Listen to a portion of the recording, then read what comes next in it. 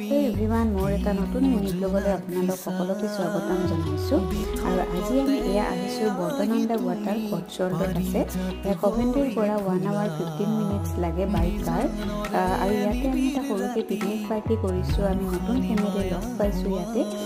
আৰু এইখন ইংলেণ্ডৰ মোস্ট বিউটিফুল ভিলেজৰ ভিতৰত এখন হয় বহু বেছি ধুনীয়া আছিল এনেকুৱা লাগিছিল ষ্টুডিঅ টাইপ